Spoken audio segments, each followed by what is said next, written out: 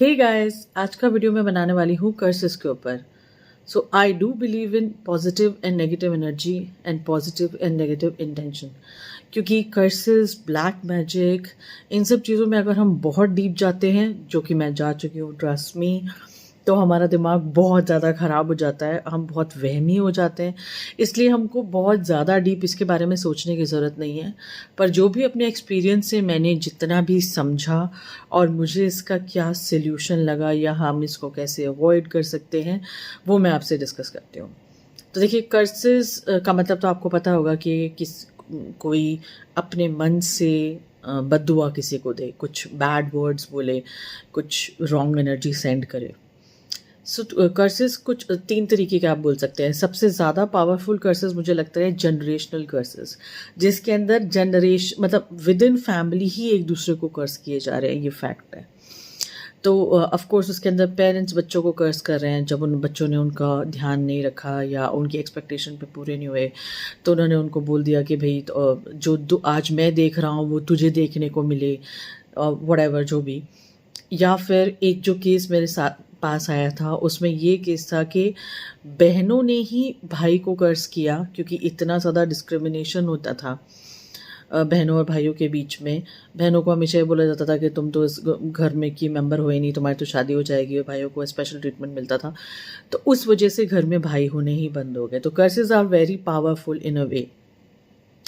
या for example मान लीजिए कि किसी के कोई बच्चा नहीं हो रहा है, किसी लेडी के शादी के बाद में, एंड उसी घर में किसी के बच्चा हो गया फिर, एंड वो जेलस हो गई क्योंकि सबने उसको बहुत बुली किया मिल कर के, जब उसके बच्चा नहीं हो रहा था तो उसने कर्ज कर दिया कि इस घर में कभी बच्चा ना हो। तो एक्चुअली ऐसा होता है कि फिर कर्सेस की वजह से कई बार फैमिलीज़ में बीमारियां होने लग जाती है, बच्चों में प्रॉब्लम होने लग जाती है।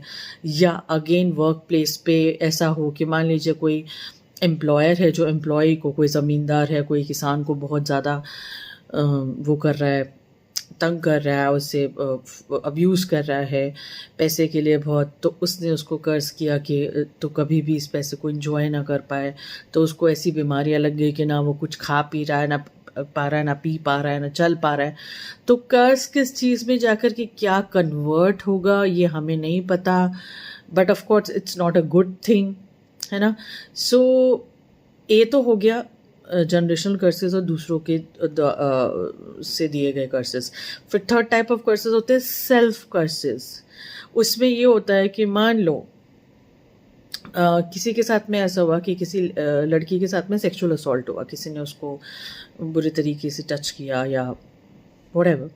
तो उसने खुद को कर्स करना शुरू कर दिया कि मैं मेरे लुक्स ख़राब हो जाएं, मैं मोटी हो जाऊं, मैं, और एक्चुअली मैंने ऐसे केसेस देखे हैं, मैंने फील किया है कि वो फिर होने लगता है, क्योंकि आपकी बॉडी को जो आप फीड करते हो और जो आप सोचते हो, तो इस लाइफ में तो आप तो ऐसा नहीं सोच रहे हो, आप तो पतला होना चाह रहे हो, आप तो हेल्दी होना चाह रहे हो, बट आपकी जनरेशनल लाइन में किसी के साथ में ऐसा हुआ है कि उसने बहुत अनसेफ फील किया अपनी बॉडी के अंदर। वो हमेशा ऐसे डर में और ट्रॉमा में रही, हमें नहीं पता किसके साथ क्या हुआ है, और उसने खुद को इतना कोसा कि वो कहीं दबी कुची रहे और किसी की नज़र में ना आए और एकदम ना।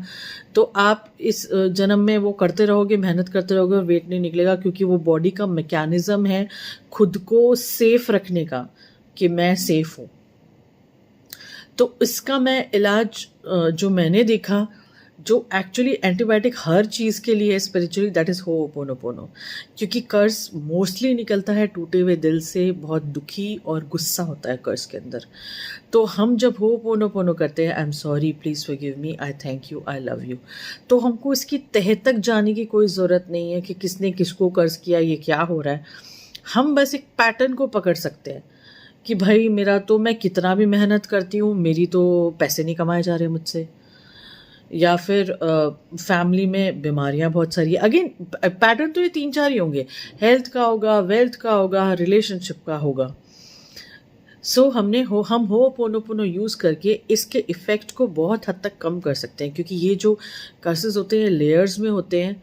एंड कई बार जब कर्सेस ऊपर आते हैं, सपोज मैं कर्सेस की हीलिंग कर रही हूँ एंड अब मैंने होओपोनो कर करके कर्सेस को मैं एकदम ऊपर लेकर के आई हूँ, अब मेरी लाइफ में कोई ऐसा पर्सन अपीयर होगा जो मुझे ट्रिगर करेगा, ठीक है। ऐसा रिसेंटली मेरे साथ में हुआ था कि एक क्लाइंट ने मुझे सेशन लेने के बाद में पेमेंट नहीं किया था और उस टाइम मेरा कर्सेस रिमूव हो ही रहे थे और मेरा लिटरली उस पर्सन को कर्स करने का मन कर रहा था। तो मैंने उनको ये बोला कि भगवान करे मेरे 1000 के आपके लाख हों, अब आप मुझे पैसे मत देना। तो मुझे पता है कि मैं वहाँ पे ट्रिगर हुई हूँ और क्योंकि मुझे ये पता था कि मैं कर्सेस रिमूव कर रही हूँ और ये पर्सन मुझे यहाँ पे ट्रिगर करके और वो चीज़ को निकलवाने के लिए आया है।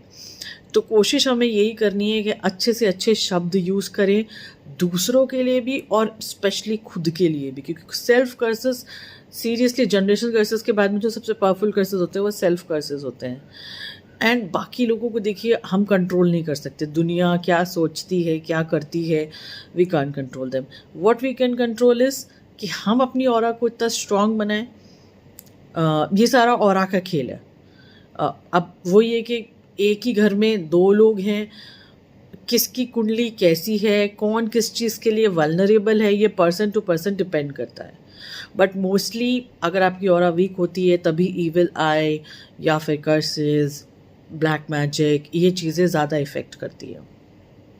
सो ऑरा को स्ट्रॉन्ग करने के लिए आप दूसरे वीडियो सर्च कर सकते हैं, बट बेसिकली इसमें वही है कि आप जितना लव की वाइब्रेशन में रहेंगे, जितना आप हार्ट के स्पेस से सोचेंगे, उतना आप एक सेफ और एक पीसफुल स्टेट में रहेंगे। जितना प्रेजेंट स्टेट में रहेंगे उतनी आपकी ऑरा सही रहेगी।